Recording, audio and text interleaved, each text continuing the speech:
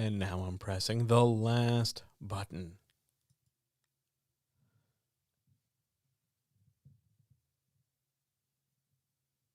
All right. Just remember what I've taught you.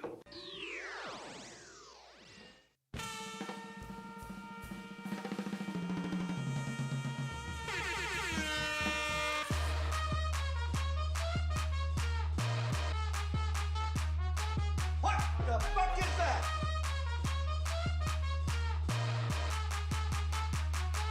Hey, yo.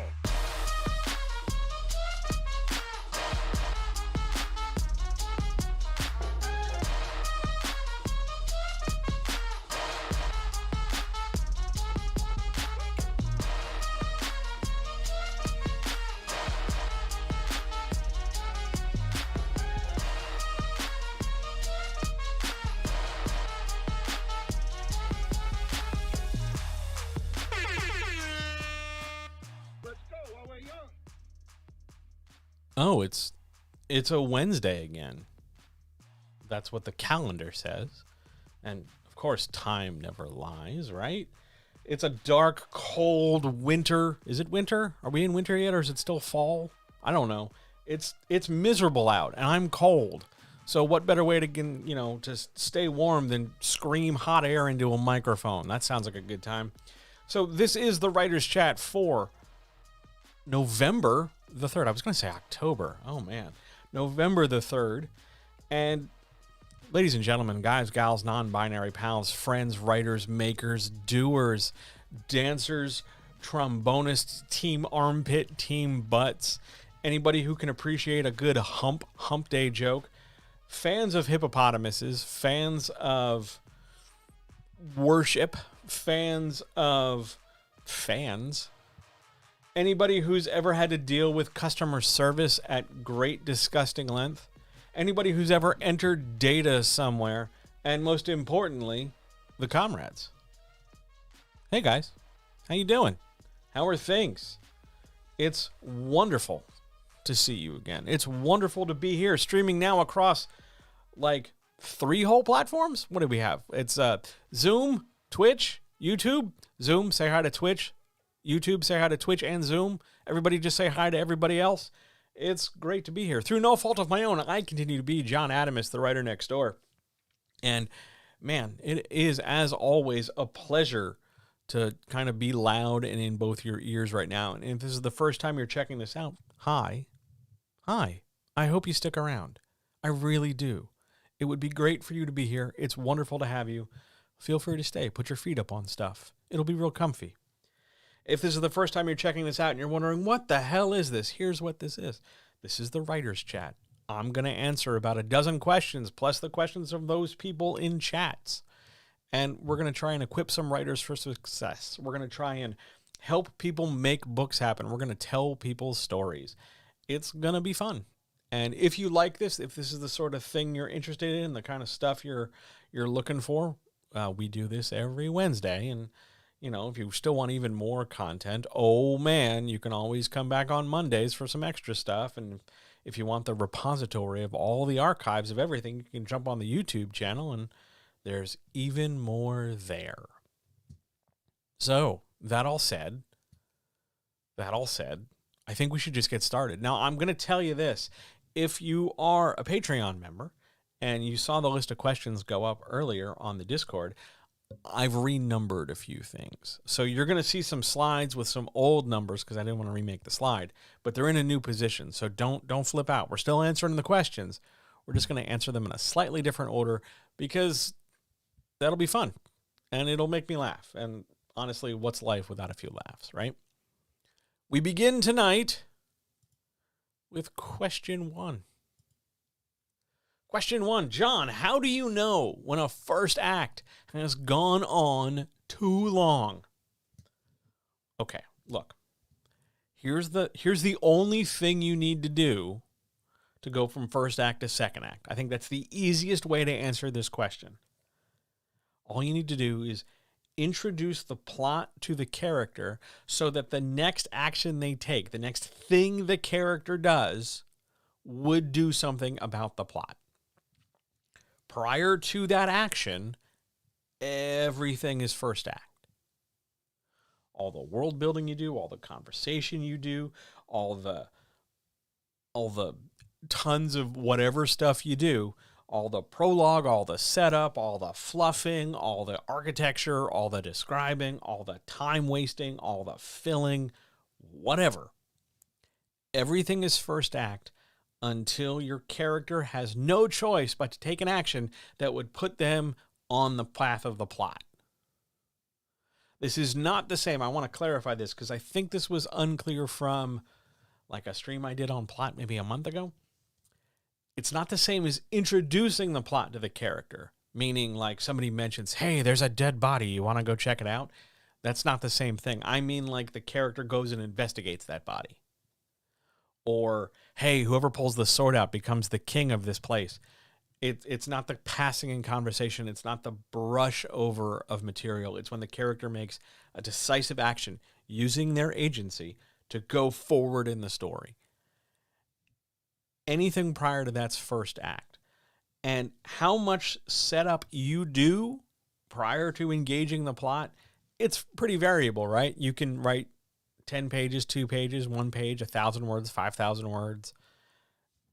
The problem is this. If you are doing all this world building, all this very flat, maybe character light, but detail heavy description, thinking that you're going to set this table up, you're going to make sure the reader understands everything first, and then you're just going to go forward in the plot and you're expecting the reader to remember so much stuff to that degree, that's where your first act tends to stretch too far. And if you're going to jump into a B plot, a subplot, or a character arc before you dive into the main plot and you get a substantial chunk of that arc or that subplot done and before we even get into the main plot, yeah, your first act has gone too long, and it's really okay to just slide that stuff into the second act. Your second act should be longer than your first act, right? We all get that, yeah? The second act is the bulk of the book. It's completely okay to have a long as hell second act. That first act is just there to set the table. When you not counting the use of agency to engage the plot, here are the things you need to do in a first act. Introduce your protagonist. Introduce your point of view character, which are very often the same thing. Introduce some, not all, some world building. Demonstrate to the reader how you're going to tell this story. Like what attitude you're going to take, what voice you're going to use authorially. How do we engage with, if you're writing a fantasy novel, do we have apostrophes everywhere and everybody's elven name? Is this going to be a lot of dialogue? Is it going to be a lot of like long-winded description that should be read by someone with probably an accent of some kind? Or is this just going to be real blocky, dry text? Like you're teaching the reader how to read your book in those opening pages. You do that with a little bit of setup to engage people with what the character is and who the character is and what they're about, to at least give them a frame for this picture you're giving them, and then you move into the second act. 9 times out of 10 editorially, most people, if anything, their first act is real short because they want to race to the plot. And if you're thinking that, oh man, my first act has gone on too long, and it's, a scene, maybe 2 scenes, I'm going to argue that it's probably even a little too short if you're racing to the plot. There is definitely a good pace for your story that's going to be different than the person next to you or the person over there or, you in your next book. Every book is going to have a different kind of speed to it, a different kind of metronome to play out. That's totally fine. But if you take forever and a day to set everything up so that you don't have to worry about it later, it's done, it's going to bite you in the ass. It's going to bite you hard in the ass. And that's when you know a first act has gone on too long. When you have just done all this groundwork and then, I guess now we got to go to the plot. It should be more seamless than that. It's got to be way more seamless than that. Good question. Good start. Awesome start to a Wednesday chat. Let's go on to question 2. What are some signs? Oh, I love this question. What are some signs that Act 1 is too short? You start right away with the plot. Like you jump right into plot, like right the hell away. without any kind of like prep. You're within plot within like a page or two. You're right there. Now there is a value to that sometimes, but if you're doing it or coming to it from a place of like, oh my God, I need to get to this plot because it's a really big deal because the plot's really complicated. You need to set things up. You can't just race to the good stuff. You got to roll the reader in. So some things to look for a short first act. You don't really do a lot of world building setup. You don't really do a lot of character development. You don't really do a lot of kind of essential, hey, reader, this is how we're going to get the story across to you. You go right into like dialogue, maybe one or two mood, one or two scenes, and then bang, zoom, you're into the plot. You've got to ease the reader in slower. Trust yourself to be able to craft and shape enough of the story, like wading into a pool. You know, yeah, we could totally just jump in the deep end, couldn't we? Or, you know, sometimes though we want to wade in, you know, we want to get, you know, start, you know, get up to the knees and get up to the hips and then, you know, get up to the chest and then we're swimming. You got to lead the reader in a little bit. Most of the time, your first act ends up short because everybody's in a hurry to get to the plot as if the plot's the only good thing in their book. And sometimes it is. And then sometimes it's not. And that's a real problem. But you want to make sure you take your time. You can't all start out underwater is a great way to put it. You cannot start out all underwater. You have to wade in as if we don't know how deep the water is going to be and we're waiting to be led forward so that the current can sweep us away. What's that, undertow? Is that the thing I'm thinking about, the thing that pulls you out?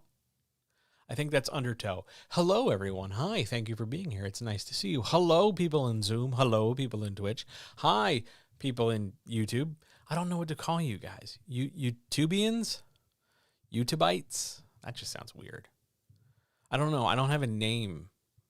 Tubers? Like they have roots and shit? I don't want to call them tubers. That's weird. Okay. Anyway, I'll think about it. Maybe we can talk about that on Monday. But for now, good first question. On to question 2, which used to be question 5. Is there a difference? But there should be an extra verb in there. That's what I get for writing these things in a hurry. Is there a difference between what an editor in traditional publishing does and what a freelance editor does? Yes and no. Let's cover the no's first. A traditional editor and a freelance editor are doing editing. It's in the name. And the possible depth at which they're editing could be the same. They could both be line editing. They could both be copy editing. It's unlikely that your traditional publishing editor is going to get into developmental editing, you know, the deeper story, crunchy stuff to really make your story work. But by and large, the less deep, the less intensive forms of editing are done at both a freelance level and a publishing level. So in terms of like what that looks like on the page, and it's something we're going to talk about on Monday, that's, you know, we open up the manuscript, you go line by line, making sure sentences make sense, making sure things are somewhat punctuated correctly, making sure a story flows and that ideas are coming across clearly. That's going to be the same no matter what avenue in publishing we're taking. But that's also where the line stops. That's also where the difference between traditional and freelance stops. Because traditional publishing, they generally work in places that have dress codes and very set hours. Whereas as a freelancer, I can tell you that I do the majority of what I do in like wrestling and rock band t-shirts, maybe a pair of sweatpants or gym shorts, and a variety of hoodies or bathrobes. And in terms of hours at which I do this job, sometimes it's 10 hours, 12 hours, or 14 hours a day. And I come and go as I please, and I can walk away and go get a burrito, or I can go look at butts on the internet, or I can do whatever because I am the master of my destiny. That said, I'm also doing a different level of editing than an editor in traditional spaces normally does. I'm a developmental editor. I take things all the way apart. I'm not a copy editor. I'm not a line editor. I can do those things. I'm all right at them, But my bread and butter, my strongest skill set is when I take apart the whole story and I take apart the characters and I take apart the plot and I start asking you questions and I start trying to help you educe or unearth your ideas to help clarify them and get them on the page. It's a more thorough approach to editing. It's a little slower. It's certainly more intense, and it can lead to more, at least from what I've heard in a writing perspective, it can be more overwhelming to get that many more comments. There's one other point. There's one other fairly significant thing I want to talk about. The publishing editor, the editor in traditional publishing, is trying to serve the publisher, trying to produce a book that will be maximally sellable relative to what the publisher wants. Make the book do this because we can sell it best. That's how you get edited and tailored and sort of end around cut out of your own writing process. I'm not saying that happens every time, because it doesn't happen every time, and it doesn't happen to every author, but there are times where the choice is made between what the writer intends and what the publisher needs, and sometimes if the writer can't get there, the editor will take it there. It happens. It's the unfortunate, slightly unspoken about part of traditional publishing. Their goal is to sell a book. Whether or not that book is your best story is a totally separate thing. But over here in freelancer land, the anarcho-communist superpower space wherein I live in a magical world of burritos, sex workers, rock music, wrestling, and iced tea, the drink and the rapper, I'm over here trying to make the best book for you. And I'm trying to make the best author out of you so that no matter where you go, you can make a sellable product that is both sellable and honest and intended the way you want.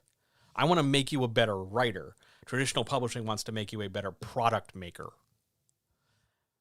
That distinction, I think, is really super critical. And for a lot of people, it's something they should be asking themselves rather than getting all starry-eyed or dollar sign-eyed when it comes time to be like, oh, I'm going to be a legit author. I'm going to get there and I'm going to get published and get in advance, because it's never as big as you think. And it's not going to come nearly as fast enough. And it'll be great. Look, I'm here for art. They're there for product.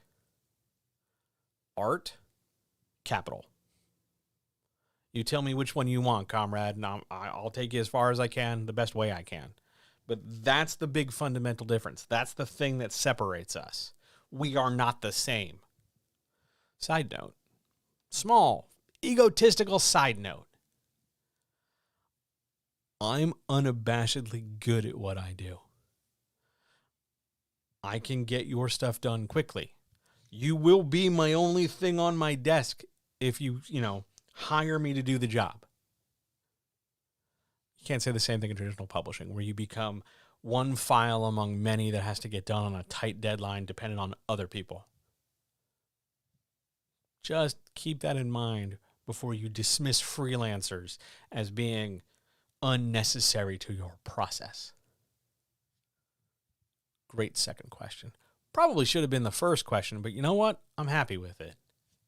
It formerly was question 5. Why don't we go to question 3? Which used to be question 8. Oh man, what's one thing every writer is told is important, but really isn't? Okay, look. Come here. Lean a little bit. I'm not going to play a sound effect. I'm legit come here, look. You ready for this? Because I don't know if you're ready for this. Here's a thing that every writer is told. Oh my God, it's super important, you guys. And it's not. You ready? Representation is not as important as you think. Okay? Let me explain this to you. Do you ever notice that the people who advocate strongly for representation are those people already represented? Because they're going to make this argument. They're going to make this argument about how it opens doors for them. They're going to make this argument about how it creates legitimacy. They're going to make this argument that it gives them access to things that they themselves couldn't already do. They're going to say it's the real sign of making it, that they're finally like the real little boy Pinocchio, that they're really finally the way they need to be. And that this editor, who they don't know, who lives in a building they've never seen, at a place they've never been, you know, working for money, not nearly enough, is suddenly going to be the one who steers their, you know, story to the horizon and the first sign of starlight, where fame and Oprah and whatever snack food you're into awaits. And as we have said, I don't know, literally since I started streaming, all that representation is a middle person. Somebody who's like, hey, you, person over there, let me tell you about this thing over here. Let me write you this email. Let me make a phone call. And then let me take a percentage of the money off the top, because I did some hard work writing that email. Oh, man, I got like in the ones of finger cramps. Oh, man. Oh, but I'm important, you guys. I'm super important. Look at me. I'm helping writers succeed. I'm not doing a lot past that. I'm not like printing the books or hooking up a printing deal or delivering the warehouse stuff. I'm just, you know, I'm there to take 7 to 10% off the top because I made sure the author had the right publisher to talk to. I'm also not directing the audiobook, which the writer could have done with a couple freelancers and probably half the time. Or, you know, I'm not here to do the heavy-duty editing, because that's what traditional publishing is for with those underpaid college students. But, you know, hey, I got to get mine, right? Because capitalism, cha-ching, cha-ching. And yes, I did make finger guns. Representation are pimps. They're exploitative, they're arrogant, and they perform an inessential duty in a system that is classist, racist, sexist, ableist, transphobic, generally deconstructive, and more harmful than beneficial. But hey, you got to get your agent to be a real writer, so you do whatever it is you got to do.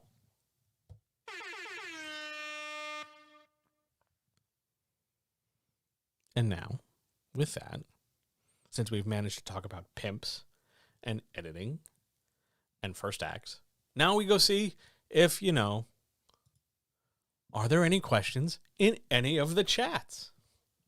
Also, this is my first chance to like pour water in my face. Questions, anyone?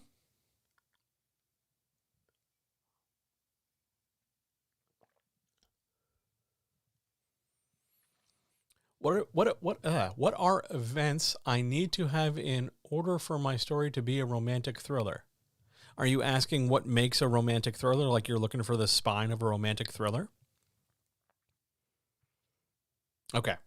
A romantic thriller works like this. It is primarily, first and foremost, a thriller. We know that because that's the second word in your label. A romantic thriller is a thriller that features some kind of romance or romantic subplot. So here's what you need. Step 1, you need a main plot that is primarily more thriller than anything else. If you're not sure what I mean, a thriller is any story, not fantasy, not science fiction. They get their own variations in thrillers. So we are looking at more of a mundane kind of vibe. Ow. It is, I just banged my hand into the mic stand. Son of a bitch, that really hurts. Okay. It's because I'm gesturing with my hands, but it's one of the benefits of not having a camera on. I can get real big and expressive. So, general thriller structure suggests that your plot hinges on the idea that there is a danger or a risk and an unknown element where the antagonistic force or the opposition to your protagonists know a thing that your protagonists don't, or the protagonists know a thing that the antagonists can't let them know about. So that whether or not that's, we have the secret list of agents and we have to, rescue them before they're killed, or Jason Bourne got his memory back and now we're all going to die, or Julia Roberts went to New Orleans in that weird movie where Stanley Tucci was the bad guy and then all of a sudden, it's this weird, not quite romance story, but not quite political thriller with Denzel Washington and a strange mustache. Pelican Brief's a weird movie, you guys. We'll probably talk about that on Patreon one day. Who knows? But A thriller is generally set up in and around some kind of implication of knowledge. The romance element is generally between your protagonist and a subordinate character, a protagonist and a secondary character of some kind. Whether that's the sidekick or the boyfriend or the love interest or the randomly introduced person who's also sucked up along the way. Everything, though, whether it's the romance subplot or the mystery subplot or the action subplot, because they're all going to intermingle, they're all going to weave in and out together. Everything, though, is in service of the thriller. The thriller plot drives everything. The romance isn't so much like a side effect or a symptom. It's just not the main thread of story. It's, hey, we have to go do this before the government attacks us. And, oh, by the way, I totally love you, bro. Or we have to do this before, the clock ticks down and it's too late in the city. And, oh, by the way, you have just the dreamiest butt. A romantic thriller is a thriller first that happens to have a romantic subplot. The more you inflate your romantic subplot, the counterbalance is that you want to be really careful that you don't overinflate your thriller. Because if all of a sudden you have this really big romantic relationship, whether it's heteronormative or not, doesn't matter. But you've got this really big dynamic between two people, maybe three if you're trying to do some like relationship geometry. But you've got this really big, like, oh my God, I love you and you're the one for me. And oh my God, I love you too. And then, oh, by the way, there's this thriller that just sort of happens. That's not a romantic thriller. That's a romance novel. That's a thrilling romance. You've reversed it. Because now the thrilling part is not doing as much driving as the romance part. It's a delicate balance. The big thing to steer, instead of steering the characters into each other's arms, as one would in a romance novel, you want to drive the plot with a thriller context and let your romance be a slightly more than it's like a big B plot. Call it a B plus plot. There's no real name for it, but inflate it a little bit and you'll hit a romantic thriller. Great question. It's an A minus plot. Yeah, let's do that. Let's go with that. It's important, but not solely important. Love that. Did I eat today? Yes, I did. It was delicious. Tonight was multigrain pasta. It was banging. And breakfast was multigrain bread and 2 eggs. Speculative fiction. Seems to be very undefined, but I see the term thrown around as a genre. Can I explain it? Kinda. Yes, I can explain it. So speculative fiction is an umbrella term. Speculative fiction is one of those labels that comes out when we don't really know what else to call a thing. Like, it could be this, it could be that, it could be this, but you know what it is? You know what it definitely is? It could be 4 things, but it's definitely speculative fiction. Speculative fiction is really just fiction that posits a question beyond the main plot. Like the question of a main plot is, can the protagonist survive? Or will they uncover the murder? It's plot centric, right? In spec fic, because of course it has like a dorky name. In spec fic, the question is more abstract. It's more extended out through theme. It's to get you to think about things, you being the reader. Other than that, it's an umbrella term that we use when we don't quite know what to call a thing. It's like when you go to the I was going to call it a dog place, but when you go get a dog and you go look at like any kind of paperwork or label for it, and they just call it mixed because they're not quite sure what exactly it is, so they just call it mixed because it's a dog, but the genealogy is a little unclear. Or you if you've ever been like real desperate for food and you go to a food bank and they offer something just called processed meat, you're not quite sure what kind of meat it is, but allegedly it's meat. It's a vague enough label that it can encompass lots of things, but by and large, it's fiction. Speculative fiction is fiction that poses a question thematically and abstractly to the reader. Whether it's political, whether it's social, whether it's economic, whether it's horror, whether it's whatever, there's some kind of question posed to the reader about something that the writer is trying to express. The more aggressive that question is, the more violent, the more hysterical, the more dramatic or melodramatic that question is, you're moving away from speculative fiction into transgressive fiction, which we talked about last week. But speculative fiction is one of those labels where it's like, it sounds good, it better be good. People talk about it all the time. I guess that's just what I'm doing. I'm a spec fic writer. Cool. It's like the hot dog of writing. We're not entirely sure what's in it. We maybe don't entirely want to know what's in it, but people sure do consume a lot of it.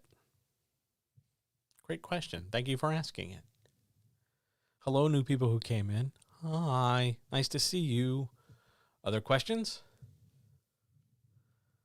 Yes. My entire plan in answering that was to talk about hot dogs, which I'm not allowed to have. But if you want them, enjoy them. I get like one a month. And honestly, it's just not worth it anymore. All right. Shall we move on? Shall we go to question 4? Yeah, let's go to question 4.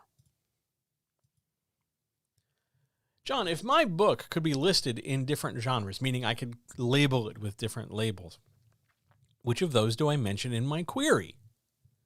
Yes. Straight up yes. Which ones do you want to mention? In a query, you get to call your book whatever it is. That's why I keep advocating for, hey, every time you got to write a query, write a brand new, fresh query. So that you can label it how you want. If you want to say it's a romantic thriller in one query and then call it an intrigue thriller in another, because that's a type of thriller, or if you want to say it's a romantic legal thriller versus a legal romance, fine. Pick the label that best helps sell or interest people in the query you're using that label in. So depending on how you're organizing and orienting the query, if we're going to frame it in more of a mystery vibe or more of a horror vibe or more of a very clearly this lens to understand my story, go with a label that best supports that lens. But if you're writing a real broad query, if you're just kind of like, hey, this is my book and it's like really good and you should totally check it out, you guys, because you're not willing to take some focus, you're not willing to organize your idea more effectively, then pick the label that's going to have the best appeal big picture. Call it fiction, call it science fiction, call it fantasy, call it a horror story, call it a mystery. Go for big umbrella. It's not going to have the specificity and therefore not necessarily the punch you want. But then again, your broad as hell query is not going to have the punch it wants because you could have dialed it in. You could have focused. You could have locked in and said, I want to talk about the story in this particular way. That's what you should be doing every time. That's why I keep telling everybody, every chance you get, write a query from scratch. It's going to be the only way you get better at it. No one likes it. It sucks. It sucks on toast. But it is still the best way to do it. And if somehow, some way, you have managed to be somehow the writer who has gotten 50% of genre A and exactly 50% of genre B, not necessarily down to word count, but certainly in terms of like theme or structure, then you're going to have to mention them both and hyphenate it. It's a supernatural romance drama, I guess. I'm going to tell you right now, that's going to confuse the hell out of your query letter reader because, well, that's just not how this works normally. Usually somebody just picks one and goes with it. But some people, oh man, they're so convinced they're 50-50. You represent it both with a dash. Sorry. Make sense? It's a little abstract. But it comes up a lot when you talk to writers who are like, I have to query. And then you find out they're not done their book, but they're already thinking about the query because it's always fun to think about step 7 when they're on step 3. Yay, internet. But all the same, you should know that when it comes time to query, you've got a definite lens to look through, or a lens you want to encourage the reader of the query to look through. You can always make another lens because you can frame a story a bajillion different ways, and you should.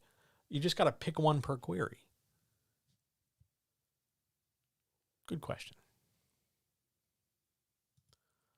On to 5, which used to be, I think, question 2. What are 3 tropes in ensemble fantasy that need reinvention? Ensemble fantasy, by the way, is like the fantasy novel where you have like multiple protagonists, or you have a lot of protagonists and then like a whole ocean's worth of subordinate characters. It's really about these 3 people, but they also all have 4 friends each, like some kind of weird fantasy MLM or something. And it is a genre just packed with tropes, like crammed to the gills. And it is, yes, too many cooks in the main dish. But because it's packed with tropes, it's also real fertile ground for reinvention and redeveloping. So let's grab 3 tropes and see if we can come up with some different ones. Ready? Here we go. Trope number 1. You don't need a MacGuffin. You don't need a pointy sword metal chair. You don't need a piece of jewelry ripe for a volcano. You don't need a big giant magic shiny rock. You can tell an ensemble fantasy story without a MacGuffin, because you can turn the MacGuffin into an opportunity, the potential of something faded and prophetic. But that leads us to number 2. If you've got an ensemble fantasy, generally you should have enough characters with enough unique interest and enough hooking points that you wouldn't need to put the story on rails and use a prophecy in order to dictate one character or the thrust of the story's main direction. So, item number 1, I'm ditching the MacGuffins. We can reinvent the MacGuffins as opportunities or non-object story elements. The reason why all these people got together, it doesn't have to be because of a thing, like a physical, tangible thing. Item number 2, I'm ditching the prophecy. Yawn, stretch. Oh my God, another person of prophecy, unable to bear the mantle. I can feel the stubble growing and my abs abaning as I, the rugged ranger, step away from the forest and assume the mantle of presumed royalty that I shed years back when I was but a young child. Yawn, stretch. Big yawn on that one. Putting a story, fading a story, locking a story to prophecy, whatever you want to call it, essentially dictates that there can be no real agency for the protagonist tied to the prophecy. Because when in doubt, the story is going to default to, well, the prophecy says that it has to happen this way. And so that when you do decide to subvert it, you can only subvert it with its opposite. Like, it said it was X, but really it was Y. You can't partially subvert a thing because then it just seems like you're disorganized in your story structure. So let's lose prophecy and let's lose MacGuffins. And now our third thing. I'm on the fence about how spicy I want to make this. I'm feeling pretty spicy. Let's get spicy. I don't think you need to do ensemble fantasy in omnipotent third. Well, chosen one, yeah, that's the character of prophecy. Yeah, I've totally ditched chosen one. That's item number 2. But let's go real hot. I think you can tell ensemble fantasy in limited third. That's a challenge. That's a real challenge because you're going to have to organize your characters and prioritize them in a way so that the reader no longer has to pick favorites because you're going to dictate the favorites to them. But yeah, you could do it in limited third. Interesting, fun note. If you picked limited third and then you weren't really clear as to which limiteds were limited, yeah, you could really have a field day with that. What am I talking about? Limited third goes like this. So rather than float high above every room equally, looking down with total super god knowledge as to exactly how the story is told equally from every character, so when it's that character's turn, we are fully and wholly that character. Rather than do that, because it's lazy, let's push things. Out of our ensemble, what if we took 2 or 3 people and we only had 2 or 3, but we also had 15 other dudes doing things, but we only followed 3 deeper than we followed the others? Let's get rid of omnipotent third for ensemble fantasy because it's flat. It flattens the story. Because if we can get into every nook and cranny mentally equally, it's hard to establish agency and challenge because we just know what every character is thinking and feeling. And it can encourage a less disciplined writer and a less structured story to kind of be meandering and syrupy and sluggish. But if we constrain ourselves, if we limit ourselves to know that we can only focus in on certain characters more so than others, we can begin to question the fundamental nature of why do I have to have so many characters in the first place? And 2, we get to really frame and challenge the reader with interesting ideas like this character, what motivates them specifically to do this thing, other than just, they're the one with the bow. We want to try and craft ensemble fantasy so that it affects the reader more so than just, oh, well, it's another fantasy story. I'm sorry, someone's asking that it needs to be, we need more habanero, we need more spice with this. All right, hang on, I got to get a mouthful of tea if we're going to go extra spicy.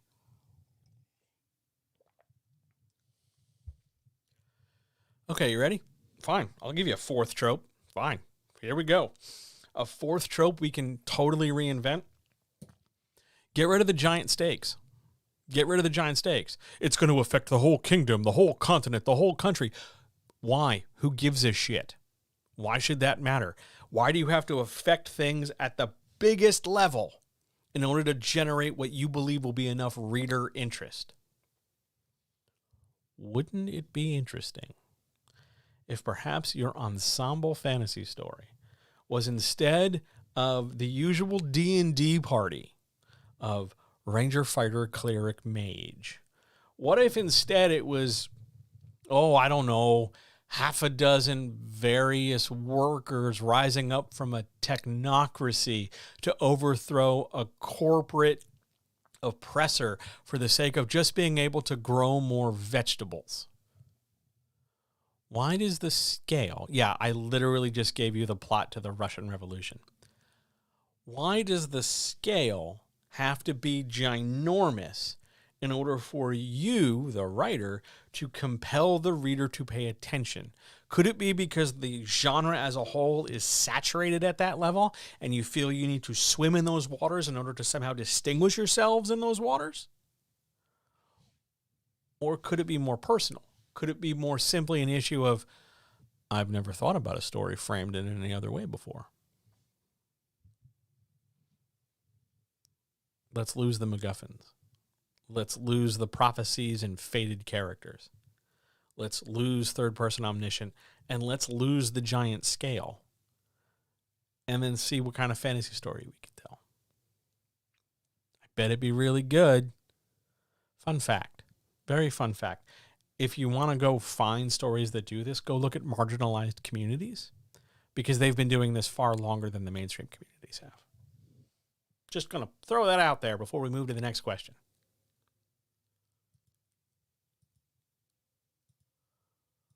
Why is it not clicking? There we go. Oh my God. It's a gentle advice question. I'm going to have to try not to swear. Because if you're new here, by the way, gentle advice, which always gets this harp, is the question where I speak in a soothing tone and try to answer a fairly hard-hitting personal question in a way where I don't get as fired up as I just got when I was talking about ensemble fantasy, or way back when we were talking. Yeah, it was a quiet harp. I've adjusted the volume. I got you. It's because I slid it down before when I was making the air horns, because I didn't want to blow people's eardrums out. I'm working on it. Anyway, gentle advice. Is that better? We happier now? It's thunderously loud. Perfect. Everybody's happy. And it makes various listeners want to spin and dance, and really, I'm just here to serve. So, gentle advice. How can I tell if I'm always going to be an amateur writer or not?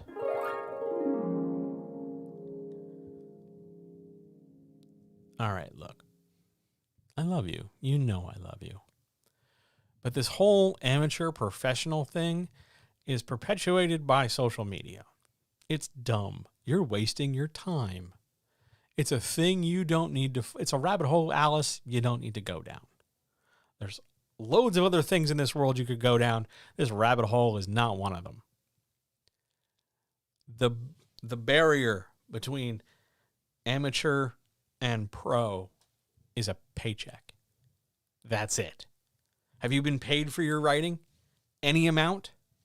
Ever? Well, then you're a professional writer. It doesn't matter if that was 5 years ago, 10 years ago. It doesn't matter when it was 13. It doesn't matter if it was $5. It's just payment. If you've written and not been paid because you're still querying, because you're still drafting, because you don't operate in those spheres, you're technically an amateur. But my challenge to you is this. If you're an amateur and you want to be a professional, why aren't you? Because your question is, how can I tell if I'm going to be or not? I can't tell you if you're going to be or not. Because I'm not you. I'm not doing your writing. You have to tell me why you're going to be or why you're not. Not in some like teenage, angry, spicy, like, damn it, in 5 years, don't get all huffy at me. We're not dating. You don't get to get huffy at me like that. But the fact is, you're in charge of whether or not you're pursuing those avenues that are going to get you paid. Now, maybe you're not pursuing them because you don't know what they are, so you're going to need to get some help. Or maybe you're not pursuing them because you really like the comfort of not pursuing them, but you like to talk big about dreaming about one day doing it, but you're never really going to because that would be stepping too far out of your comfort zone. And you love making excuses way more than you love potential paychecks. Or maybe it's just you've tried a lot in this one particular way and it's not worked yet. But you're going to keep trying this one particular way because eventually, like quantum mechanics says, if I bounce this ball 1 billion times, eventually at one point this ball is going to phase into my table. So I'm just going to keep bouncing. And all of that could be true. And all of those things could be right. You're in charge. You're in charge as to whether or not you pursue payment for your work. You're in charge if you pursue outlets that will pay you a fair amount. You're in charge if you accept low wages. You're in charge if you accept payment without a contract or publication without a contract or the promise, big air quotes there, promise of future percentages or whatever nonsense some grifter wants to sell you. But the only divide is whether or not you're going to get paid. And I'm going to tell you this, one little note here from me to you, straight to you. If you're in this endeavor entirely for the paycheck and solely because of the dream of the paycheck, you are going to be very disappointed when that paycheck finally arrives. Because that is no longer a very big paycheck. It hasn't been for a while. Because capitalism. Because classism and racism and ableism and sexism and transphobia and a host of other things. White supremacy, colonialization, patriarchy, you name it. And it's all a contributing factor. And the vast majority of people who want to pursue, who want to go down this avenue and make the jump from amateur to pro because they see very few pros and they want to be them, do that in this frantic chase where the carrot they're pursuing is forever going to stay ahead of them. Because other people's success isn't ever going to be yours. That's for them. Your success is under your design. You're in charge of it. You just have to go do it. So, honestly, have a moment where you sit with yourself. Why am I doing this? What do I want to gain from this? What is my most immediate goal? What's my big picture goal? What am I doing to make steps forward toward my immediate goal? What am I doing to take steps forward? What steps am I taking forward to my big picture goal? Ideally, you shouldn't have to struggle with any of those answers. I understand that we can find a billion reasons not to. Well, I got kids, I got a family, I got a job, I got this, I got that, there's this problem. I'm not saying to ignore those things. I'm saying that your goal and your plan can coexist with them. You might have to tailor some pieces. You might have to cope a little bit. You might have to bend and wiggle because maybe, honestly, maybe some of your stuff's a little pie in the sky relative to where you are right now. And we got to bring you back down to earth there, Icarus, and we'll figure out, a more practical step and then get you eventually to where you want to be, but you got to be willing to bend a little bit. That's not saying you can't, conceive of it and then attempt to achieve it and, think it and put it into being and take the steps to do it. I'm not saying any of that's impossible. It's just that you actually have to do the work. You have to do it. And I talk to a lot of writers who want to very hurriedly and urgently tell me what their big goal is. But when it comes time to talk about, well, what have you been doing to get towards that goal? It gets real quiet on their end. So how can I tell if you're going to be an amateur writer or not? How can you tell if you're going to be an amateur writer or not? Where's your goal? And what steps are you taking? And what step did you take today? That's how you'll know.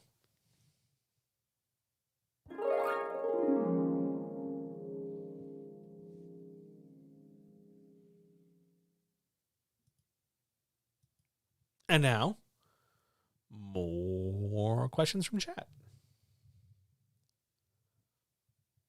YouTube, I see you. Hi. Twitch, hey. Questions? About anything. Anything. I literally answered a question about what I ate. You can ask any question you want. What's the best strategy to be prolific without churning out prolific amounts of junk? Okay. Wow. There's some depth in that question, only because it suggests that it's really important to be prolific, which means there's a sub-question of how do you define prolific?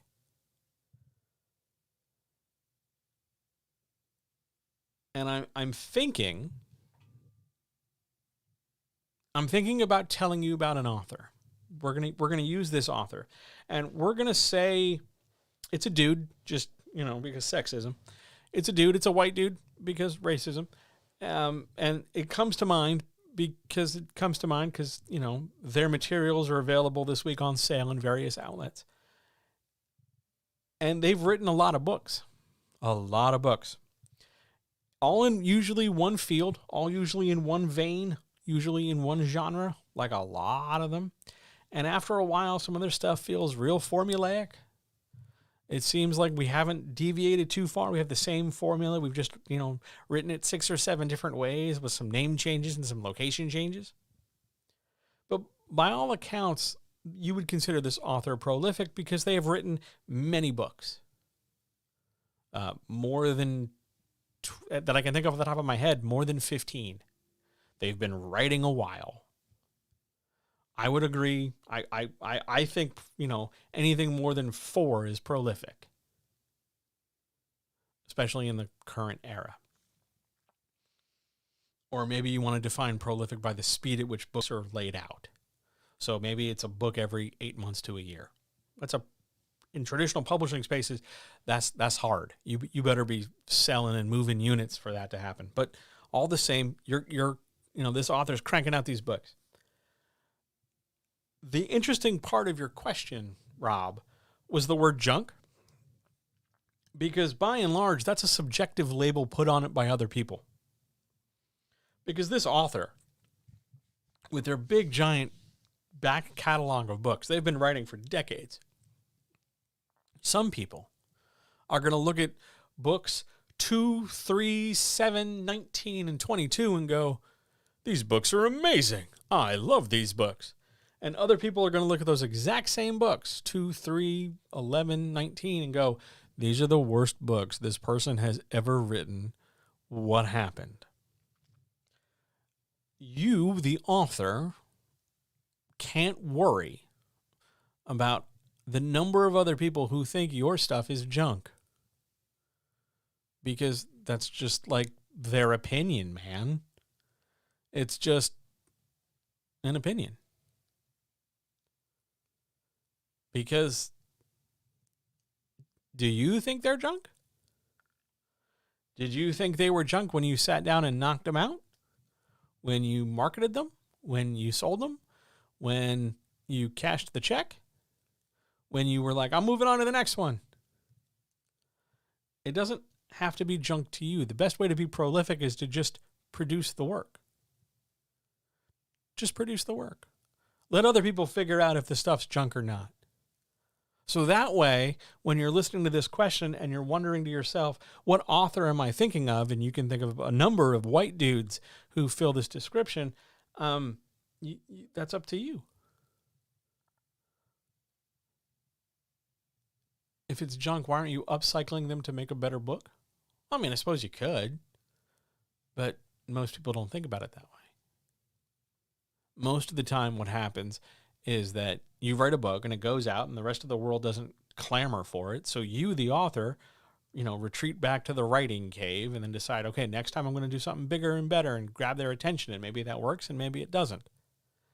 But if you don't label your stuff junk, this whole process gets a lot easier. But if you decide in advance, this is shit. I'm just treading water. Well, then go get help. Go talk to a human being. Go engage in practices that will help rejuvenate and reinvigorate you. Because that's important too. Good question. Just keep writing. Just keep writing. Let other people figure out for themselves how they feel about your work. Good question. Anything else? Other questions?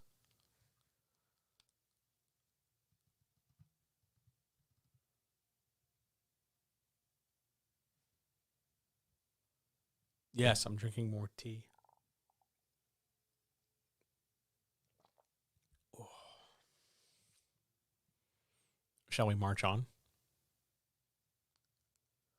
Let's march on. Question 7. A really technical one. In a clue economy, should consequences always come as action beats? Okay. I feel like I should explain this for people who are new. And I see some of you are new. Hi. There's a lot of jargon in this question. A clue, so let's break it down. A clue economy is the engine in which usually a mystery or some unknown investigationable things happen. It's figuring out, finding the 5 clues to figure out who the killer is, or figuring out where they're going to start. The bad guys are going to strike next. A clue economy moves story forward when there's some unknown element. Generally, the clue economy works like this. An action happens, whether that's an action beat or something. Action happens. It prompts discovery or investigation. Same thing. It prompts discovery. The discovery reveals a clue, and there are consequences for discovering that clue because it either leads to action or discovery again. What am I talking about? Let's give this a real example. Oh no, somebody murdered that poor billionaire. And I, the schlubby detective, have to go, solve this. I guess because it's apparently a problem for people that the world has one fewer asswipe in it, but whatever. So here we are. We have this mystery to solve, and as we're looking around the murder scene, we find shoe prints, very particular shoe prints. And I get the photos, and I talk to the CSI people, and I do whatever it is I do in this novel, depending on what kind of novel it is. And I discovered that the owner of this pair of shoes has a grudge against a whole load of people, and they become a very likely suspect. But in the course of figuring out like who owns these shoes, I have to break into their house to discover, oh, the money shoes are in this person's closet. I break into their house, they get very angry at me, and it turns into a fight scene. The consequences of the discovery of my clue became an action beat there. Now, that's not the norm, but it's very common. You don't always need to have your consequences as action beats, but it can help if sometimes some are action beats to help carry pacing and keep the reader reading. Because sometimes if you just have consequences that are slow and deliberate and very dialogue heavy, for instance, the story can slow down and we kind of feel like the story starts to sag. So it's very helpful if sometimes, not always, but sometimes the consequences of discovering a thing and then taking action because of it lead to an action beat to pick the story up, to move things along. Now, if we do this very formulaically, we end up with like a Dan Brown sort of book where we can pretty much count on like one hand the number of things where, oh, we've had two things happen, there's going to be an action beat. If we, drag this out farther, we run into a situation where we have so many action beats, we've sort of shifted away from the mystery, and it's just an action story. We've made a Robert Ludlum novel, which is fine, but if that's not what you intended, you might have to rein it back in. Consequences do not always have to be action beats, but it super helps. Good question. There's a question over here in Zoom. I've noticed several series of books where the last book is the worst of the lot. That's your opinion, because it seems the author didn't know when to stop writing. The book before the last one wrapped the series well. Yeah, that's a thing that happens. Part of that is capitalism. Part of that is a writer's ego. What advice would you give to series writers so that they don't make the same mistake? Listen to Kenny Rogers. Sometimes you have to know when to walk away, and sometimes you have to know when to run. Sometimes you have to know when to fold them. Now, part of that's going to be plan your story. Figure out exactly how many things it's going to be. And no matter how exciting the allure of one more hit of attention is going to be, no matter how appealing it would be to go back and play with these familiar characters because you're too lazy, uninspired, boring, dull, simple to figure out something new, resist that urge. Resist that urge hard. If 3 books does the job to wrap a series, well, then I guess you're writing 3 books. You said everything you want to say. You got to know when you're done. That 4th book's pure indulgence. It's at best a cash grab, and at worst, it's going to tarnish everything. Plan that out from the jump. Insert clappy hand emojis as you need there. Plan this as you need it. Plan it out and stick to that plan. I don't care if some company allegedly backs a money truck up to you. You have a thing to say in 3 books, you say it in 3 books, and then you move on. You can always make other books, but you don't necessarily have to make more in the series. In fact, having constraints and knowing what they are in advance can help you focus in the production of those 3 books. You don't have to keep leaving the door open. You don't have to keep leaving the ground available. If you know what you're going to say, you can focus on making it the best way to say it. That's what I would tell a writer not to make that mistake with. To just plan it out and stick to that plan. It will make better books as a whole. Good question. Great question. Awesome. Other questions? You're welcome. Other questions?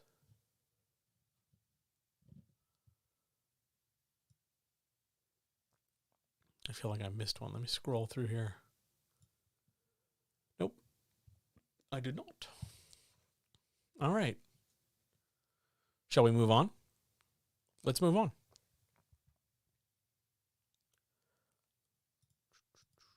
To question 8, which is now question, well, it used to be question 3, but we shuffled things around because I am capricious. Question 8, formerly 3. I have a pattern when I write of 2 words, then a tag, then the rest of my quote, such as, "Okay, listen," she said, "the food is cold." How do I fix this? Well, okay. This is a combination editing question and narrative construction question. So let's attack it in those 2 ways. 1, narratively. Sometimes you're going to have to leave this in. This is not a case where every single instance of this event in the pattern has to come out. You're not going to rewrite all of them. Leave some alone. That's important because if we change them all up, it's going to feel really weird and a little obvious. So we leave some alone to kind of leave a pattern, but it won't be so overt because what you have here is rather than a constant, every time somebody talks, there's 2 words, then a tag, then more words, we've sprinkled it up with other stuff. That's the narrative part. Does it help to structurally sound this way? Because you need to position the tags so that you can break up the flow of dialogue. Because if we use our sample sentence, "Okay, listen," and then we use the tag, we're going to create in our head a certain kind of inflection. We're going to imagine the word "okay" and "listen" being deployed a certain way. And then when we jump past the tag to "the food is cold," we're going to hear that in a different way than if we said, "Okay, listen, the food is cold." Because as one long stretch of words, we're going to emphasize and focus on it differently than when we break it up. That's one of the reasons why it helps us to break up things like this. But editorially, the real question is, why are you doing it so regularly? Now, sometimes what happens with a writer is that they know they have a pattern. Like, they always do tag first, then the dialogue. Let's just use that as our example. And so they decide they're going to mix it up. And so they mix it up by never doing that thing.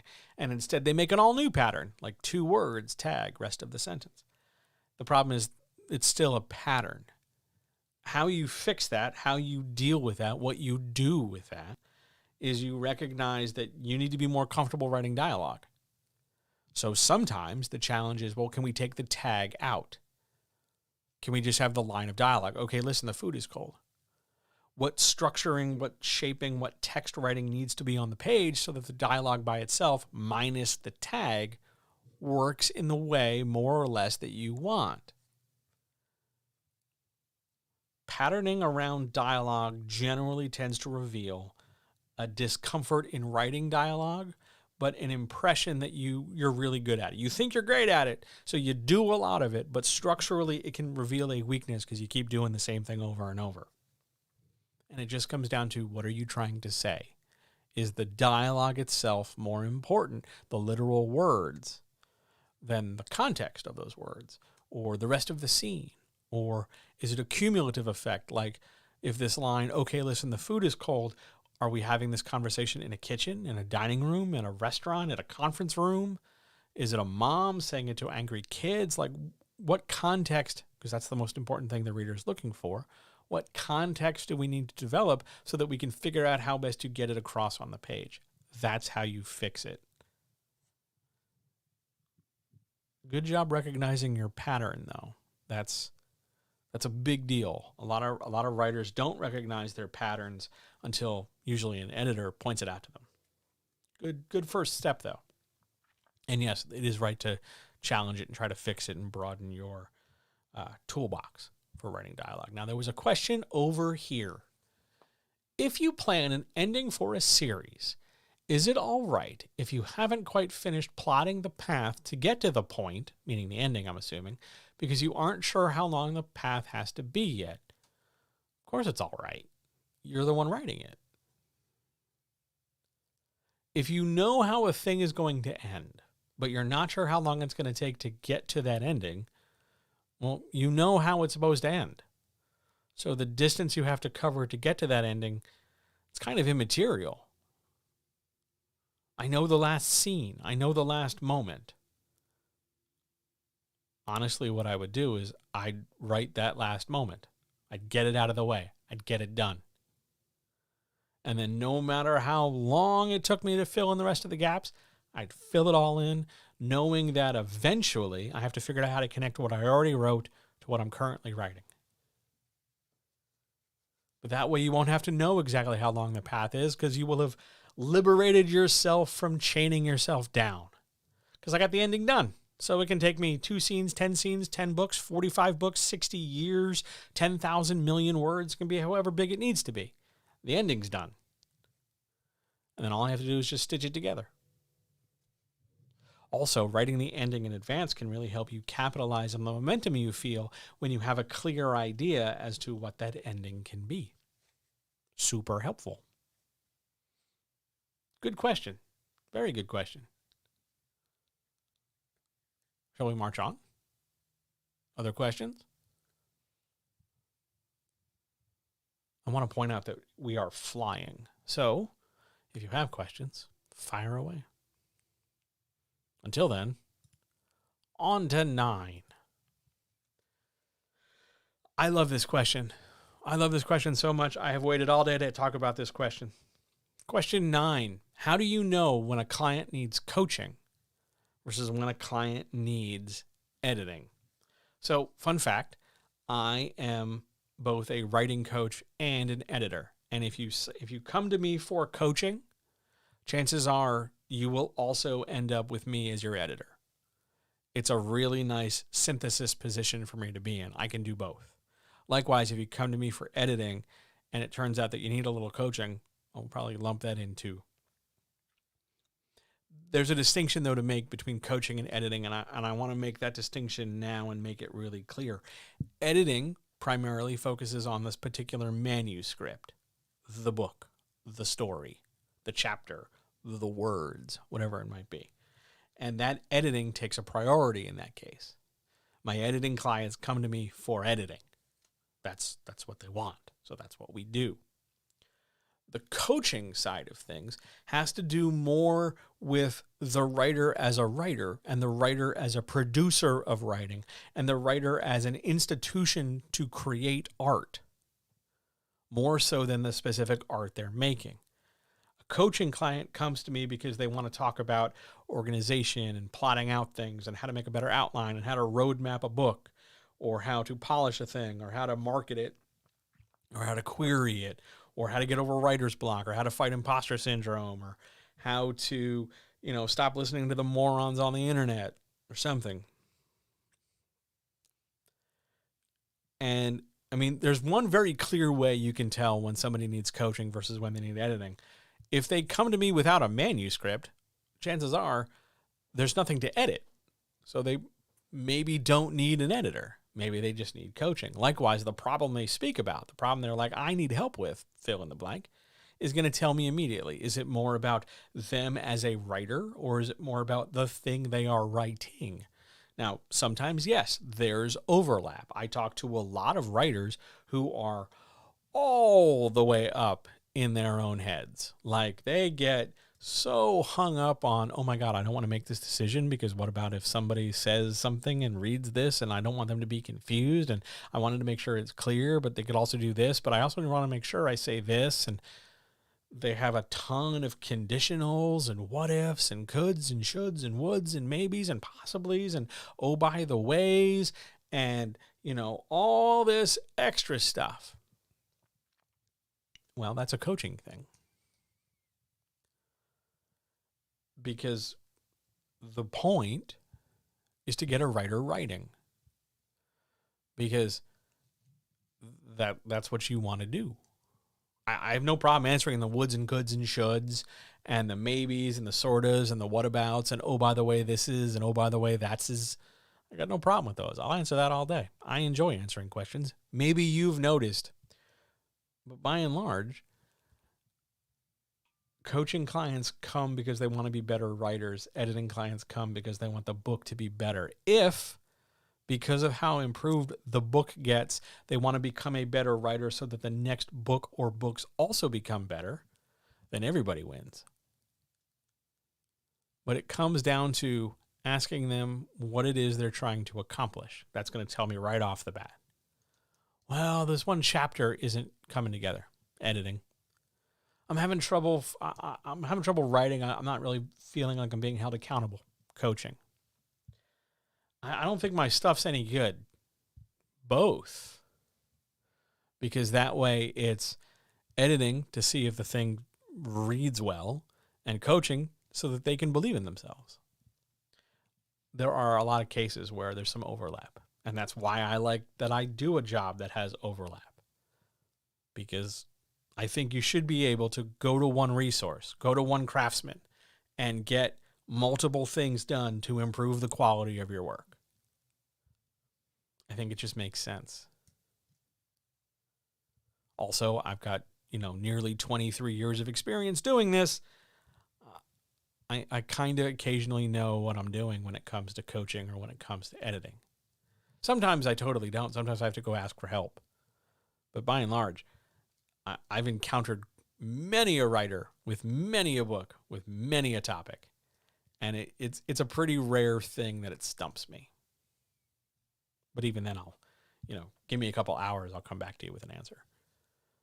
But by and large, if you're asking about whether or not you need coaching, there's always a free conversation to be had. We can always just sit and talk for a half an hour, and I'll tell you flat out what's up. Always. It's on the website, writernextdoor.com. Click the book an appointment right at the top of the page. Go book the freebie 30-minute jam, and it'll help. It'll help if you're willing to give it a try, I should say. Love that question. Thanks for letting me talk about what I love to do. Are there other questions?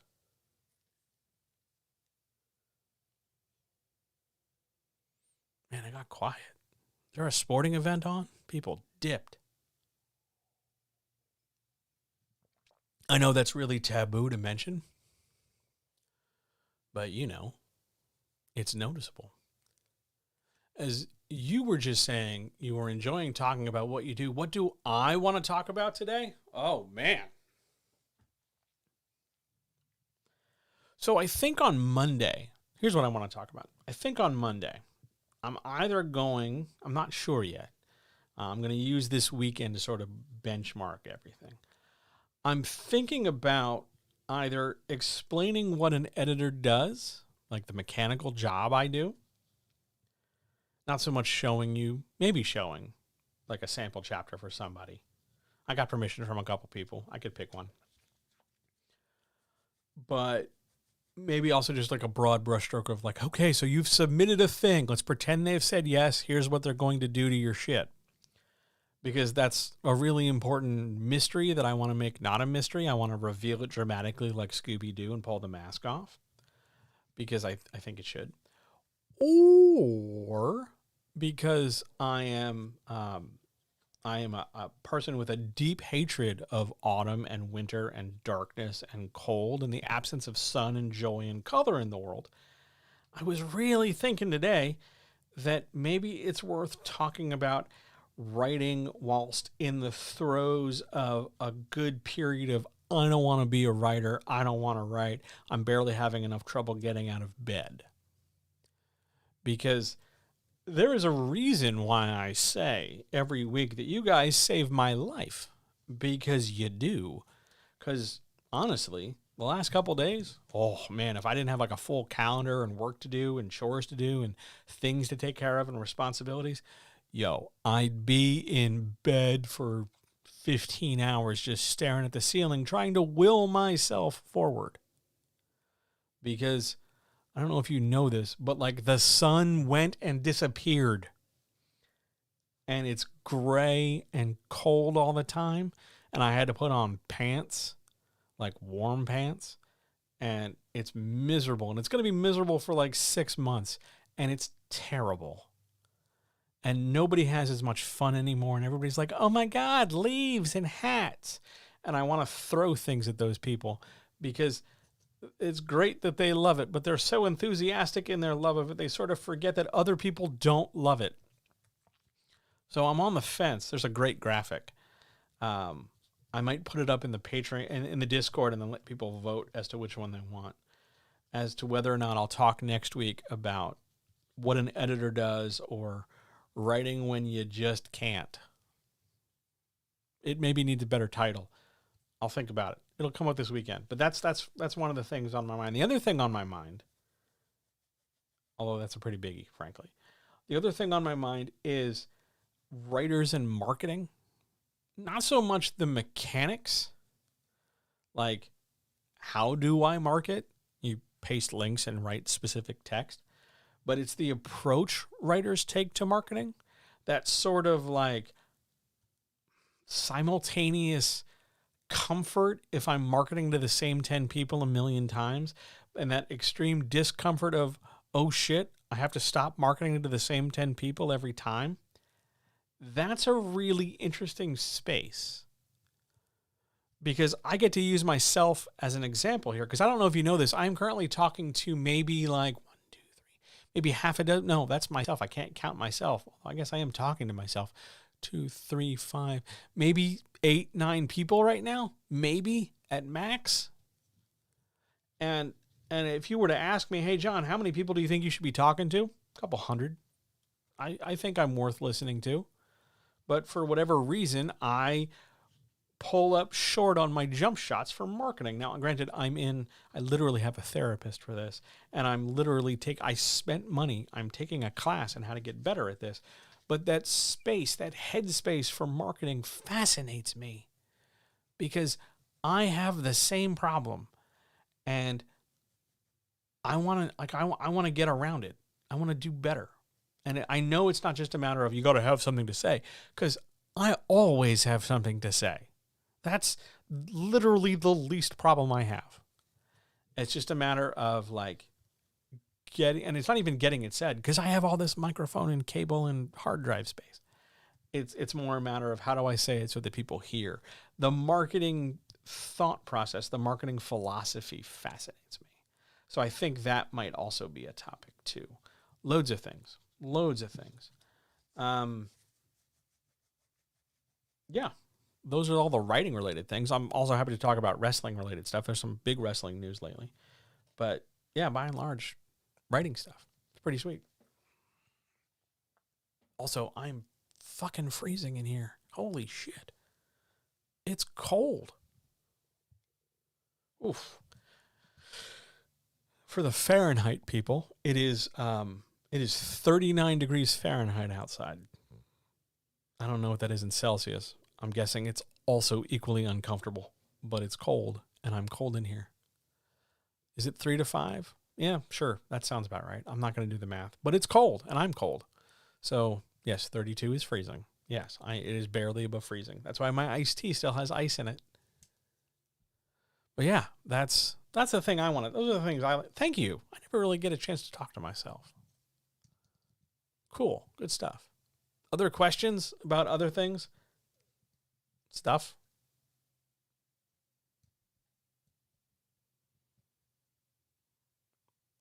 One time, I think I do want to complain about Twitch and their terms of service because somebody sent me a great graphic for traditional publishing, but it has a butt in it, like a human butt, and it's awesome. I might put it on the Discord, but I can't use it because it has a butt in it. I just think it's cool because it's a butt, and it's like making a point about traditional publishing, but all the same. Yeah. Twitch is a harsh taskmaster.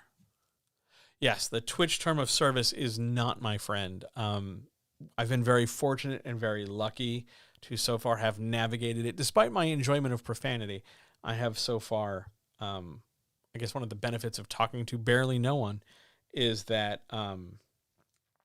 it's also compounded by the fact that I don't put my camera on and I teach rather than like, I don't play Valorant or Apex Legends or the new Call of Duty or something bro-y because I'm not here for that. But yeah, somehow, some way, I whatever Fortnite is a cartoon game to prioritize the hostile violence of white supremacy and colonization, but with cute cartoon guns. It's a patriarchy simulator is how I heard somebody explain it today. I was pretty pleased with that description. It made me laugh. Good stuff. Other questions? Else we shall march on. And we will be out of here prior to our 2-hour window. I aim for 2 hours because in my head, 2 hours seems like, oh, wow, 2 hours. Ta-da! But somebody asked, now that I think about it, somebody asked me a couple weeks ago, well, why don't you stream a game? I would. But when I play a game, whether I'm playing like something for me or not, I forget to talk because I'm playing a game. And that's fine when it's just me. Like if I'm sitting on my couch and I'm playing, hockey or something, it's just me.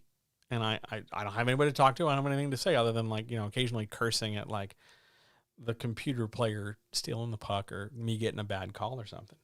But if I were streaming, adding more tags, that's the problem. So Streamlabs, I use Slobs. I use Streamlabs OBS because real OBS freaks me out, and Streamlabs I paid for, so I want to try to get something out of it. But I also don't fit that many categories. Like this is in as a talk show podcast, and it's also in as writing. But that's really what it is. I don't want to dump it into like gaming because I don't need like trolls and bros. It's a thing I need to work on, frankly. OBS is a task, yes. And I watch a lot of tutorials from a lot of very like big name stream people, and they do their best to make it very like simple because they're speaking to like a 12, 13-year-old audience, which is a little awkward for me. But yeah, I'm better now than I have been ever, but still at all the same time, like I'm trying to do more. And I know the camera is part of that, but well, make me a list. I can't change it on the fly now, or if I can, I don't know how, but I will certainly take some notes and write them down for next time.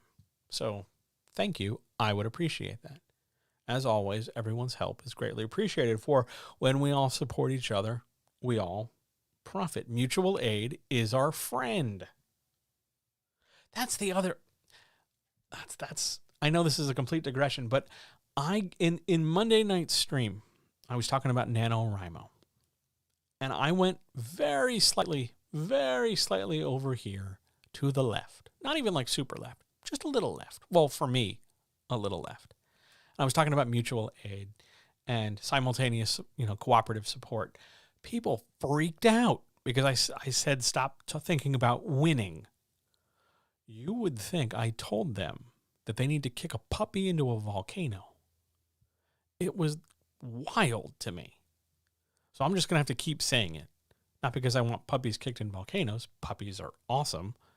But yeah, I'm just going to brute force get everybody across into the realm of mutual aid of all different flavors and kinds.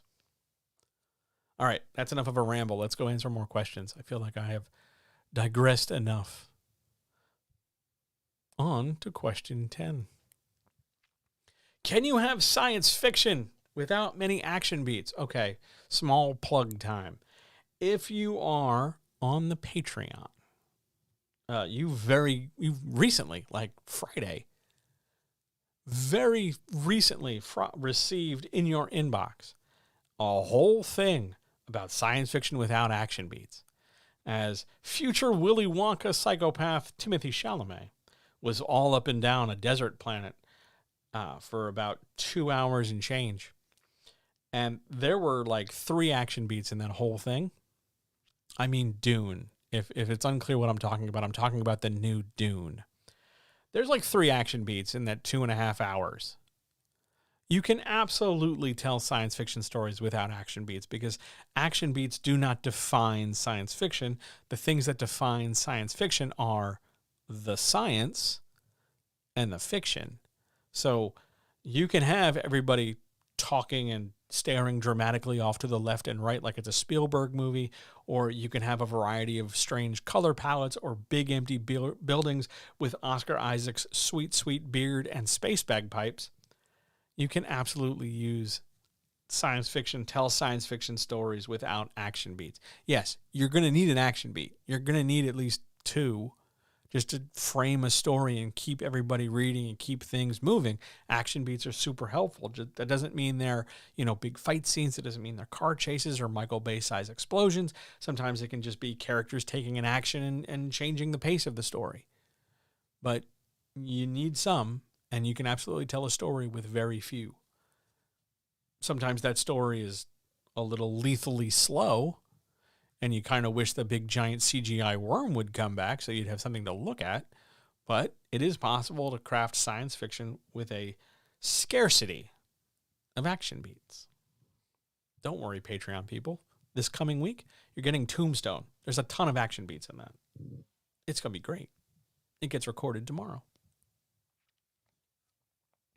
Tombstone. Yeah, Tombstone. It's going to be real good. It's going to be real good.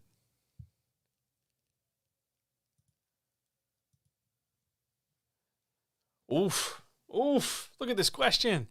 Why do some agents ask for a modified business paragraph at the top of a query and some want it at the bottom? Now, there was a very obvious top and bottom joke to make here. And you know what? I'm not making it this time. I will leave that for you to fill in your own gaps. See what I did there? Yeah. Just going to lob softballs at you. There are 2 reasons why. One is, yes, there are people, I agree, there are people who do like to switch hit. Nothing wrong with that. It don't make you a bad person. But I can't find a way to get that in with agents. So, yes, switches are things. That's great. It makes people happy. The world, everybody wins when everybody feels good. Suffice to say, agents and switches didn't necessarily come to mind when I wrote this question down. But here's why agents position their paragraphs either at the top or the bottom. Agents don't make me feel good. That is correct. Agents, I have never felt good in any relationship I've been in with an agent. You can read into that as you like. Some people want it at the top because it makes reading easier to make a decision in terms of whether or not they want to read the whole thing. It gives them a chance to immediately and quickly dismiss the topic. Quick skim the first paragraph, reject. Some people want it at the bottom because that's where it normally goes, because that way you have to read the whole query. You have to do your job at your job. You got to read the whole thing and then get to the business at the end, because much like a mullet, it's a party up front and the business in the back. I guess it's a reverse mullet, but I think you see where you're going. Yeah, go listen. No, thank you for coming. I always appreciate you. You're under no obligation at all to ever stay the entire time. You do what you got to do to take care of yourself. It's all good. No worries. The reason why some agents, why there's no universal mandate, the reason why there's no, it always goes in one place, is one, because agents really like it when they make writers jump through hoops. It helps keep them engaged in the business because it breaks uniformity, and then writers have to guess, and then writers have to change what they're doing, and then writers have to sort of capitulate, and it gives a little bit of power and the power dynamic back to the person who would otherwise be powerless. That's reason number one. Reason number two is an expedience thing. If you stick it at the top, I can immediately reject you faster. That's all.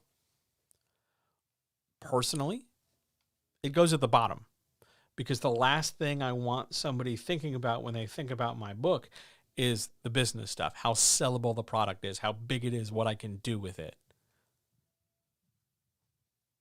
Because, it's a business. Cool. On we march to, oh my God, we're here?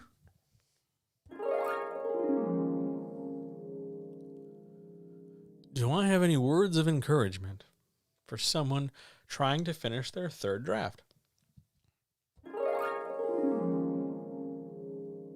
I do.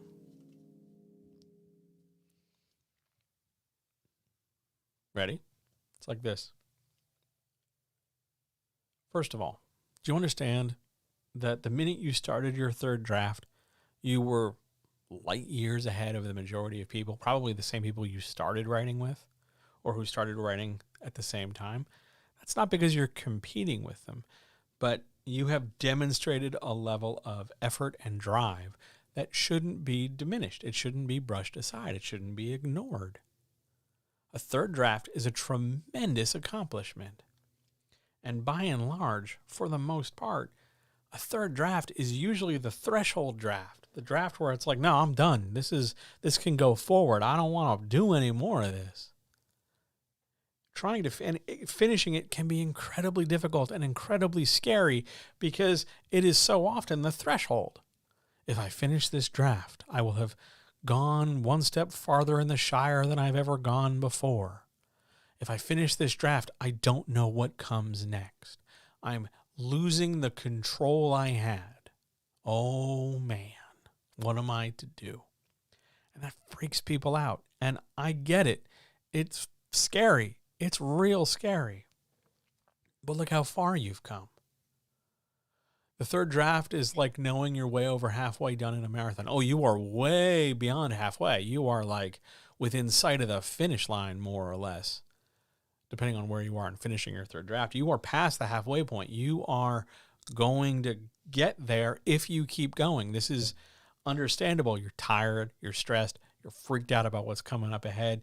You don't know if you can do it, but I'm telling you, you've done harder things. Starting that first draft, finishing that first draft, going through the second draft, starting the third draft. You've done hard things. You have demonstrated an ability and even a facility in doing them. Now I'm asking you to just do one more. It's hard and scary, I know, but you're not alone. There's always support to be found somewhere if you're willing to look for it. I'm always happy. I'm always around. I'm on every form of social media you could think of. You can absolutely try and find me, and I will do my best to big you up. Third drafts are hard, and you're this close. You just got to keep going. Maybe that's not enough. Maybe you need something a bit more concrete. And that's fine. That's okay if you do. Here you go. What's your end goal?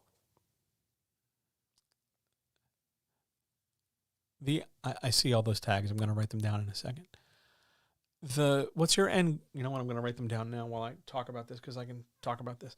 What's your end goal? What are you trying to do in the end? Because your third draft, although it's a big step in draft technology, where's my notepad, is a step towards that end goal. I mean, I don't know if your goal is a fourth draft, you're still well on your way. But if your goal is, I'm going to publish this thing in whatever way you're going to publish it, that's fine. But what's your end goal? You're very, very close to moving a milestone towards it. Of course it's scary. But let's make it not scary. Let's talk about the pieces, right? So if you're going to publish this thing, let's say you're going to publish it yourself. Nothing wrong with that. You're going to finish this third draft. You're going to want to do a few things. One, you're going to need to save it all in one big file, one big manuscript. Okay? That's a legit thing. You're going to want to also make a backup so that you're not always using the same file over and over. Okay? I know it sounds obvious, but you're at a point where we spell things out just to double check, just to make sure everything's okay. Now we're going to take that complete whole single file and you're going to do a couple things with it. And the order of this doesn't entirely matter, but all these things are going to get done. Okay? You're going to want to give this file to somewhere between 2 and 4 people. You don't need any more than that. And you're going to tell these people that you want them to read it. not edit it, not proofread it, not check it for mistakes. You want them to read it because you're going to ask them when they're done. You're going to ask them when they're done 4 questions. And then you send them on their merry way to read the whole thing. Now you're going to think of those 4 questions. I want one of those questions to be something about the main character. Anything. Did they like it? Did it make sense? Did they think the name was good? Whatever question you have about a main character, your main character, that's going to be one of the 4 questions you ask. The next question you're going to ask should be about the plot. Do you have any questions about the plot? Are you curious about the plot? Do you want to make sure they understood the plot? Find a question to ask them about the plot. Third thing, world building. Do you have any question about world building? And fourth thing, theme and impression. This is the tricky one. This is where you're going to ask them to think. This is where people can sometimes get a little long-winded. But you're going to ask them what they thought of the book. Not that you want them to say, it was good, I liked it. But you're going to ask them, like, well, do you agree with the theme? Here's the theme. You know, do you find this true? Yes, no. Or you're going to ask them to pick a theme out of a list. Or you're going to ask them if they thought a certain scene best exemplified a theme. Again, I'm just laying out 4 possible questions. And what you're going to do when you hand them these questions, however many you think of, but 4 is a pretty good number to start with, you're going to pay these people $10, $20, $30, $30 in booze, $30 in lunch, $30 in cookies, $25 and you promise to watch their kids. You take them to a movie, you buy them a gift card for something. You're going to reciprocate because they've done a thing for you, so you're going to do a thing for them as a way to say thank you. Because saying thank you is not enough because now you're going to take them one step further and give them these questions. So that's one step. The next step beyond that, because they're going to give you answers and you're going to organize those answers and lay them out so that you can see what people think. Then the next thing you're going to do is you're going to get an editor. And that's going to freak you out because in your head, something's going to go, an editor's professional. Oh, shit. And that's fine because an editor is professional. They should be a professional. So you get your editor and you tell them, I need this thing edited because I'm going to publish it. And they edit your book. They fix the spelling. They work on the typos. They work on the structure. They ask you questions. They poke it with a stick or a couple sticks in a different way than those 2 to 4 readers early on did. And they give you notes, and you're going to take some time and incorporate their notes and those suggestions with whatever ideas you had to fill in the gaps or fix things and make a new finished 3rd draft. That's going to take some time. And you're going to piece it together with the feedback you got from a few people, and maybe you're going to want to repeat that process with 2 to 4 new people or 2 to 4 of the same people. That's up to you. But then you're going to go get a cover. Because again, remember, we're publishing this ourselves.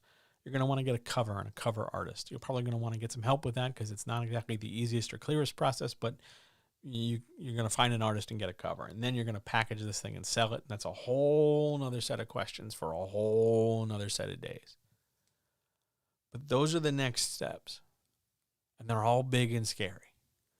And it's up to you if you want to do them. Because you don't. You don't have to do them. You could tap out right now. Jeff, there's your wrestling reference. You could walk away and just go, you know what? I'm good. Really what you're saying is, I'm scared of the future. And you're walking away, which is fine. It's okay to be scared. Really, truly, it's okay. It doesn't make you a bad person. It doesn't make you a weaker writer. It just means that you're not going to go forward with this dream you have. Now, if that idea unsettles you or upsets you or bugs you or chafes in some way, good. Because we can immediately dispel it by you finishing. And you know how to finish it. It's one word in front of the other. Give your sentence some sentence friends.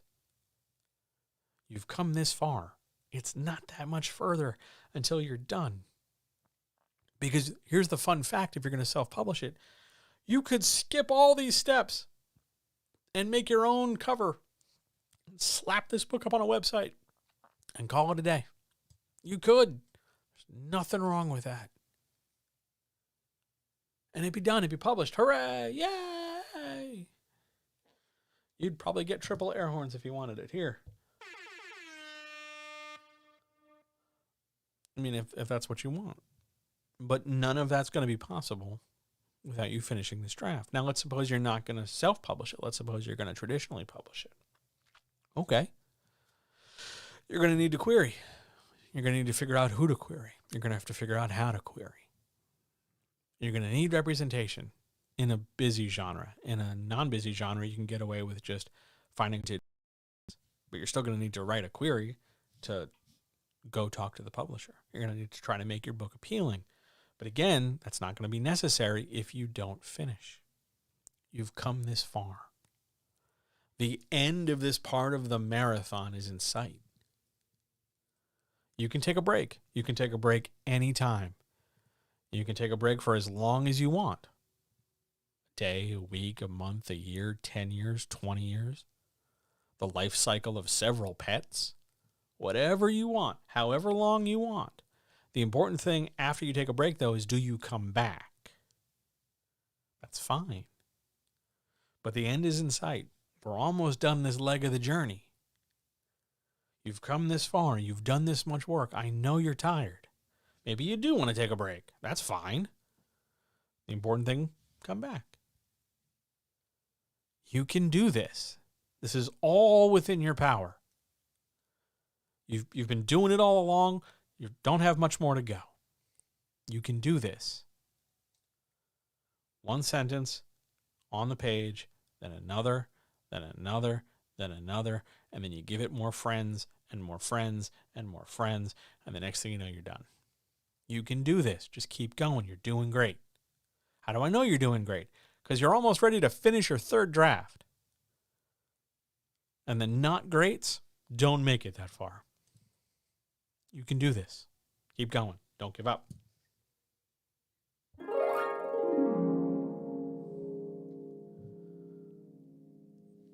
All right, I'm taking 10 seconds to write down all these tags.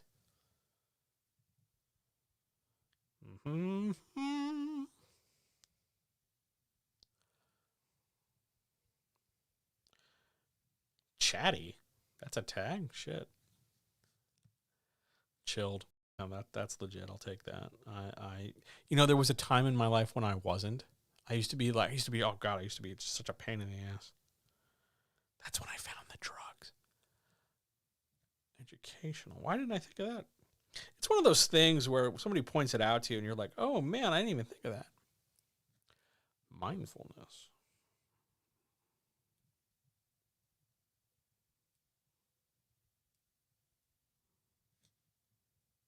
Cool. Thank you for offering me these tags. I will try to. That's all I have. Are there other questions? Anybody? About anything?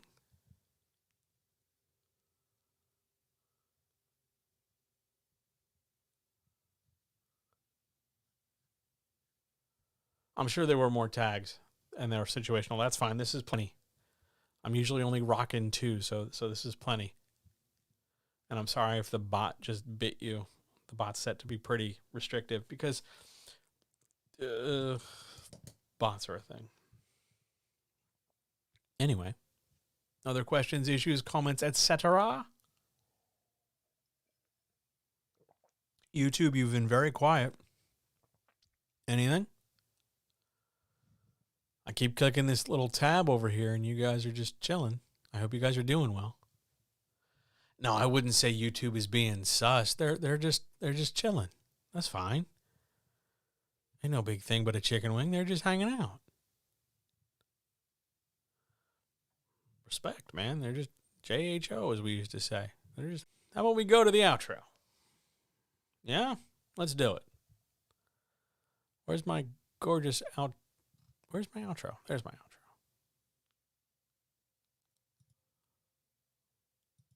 Oh my God, brand new outro slide.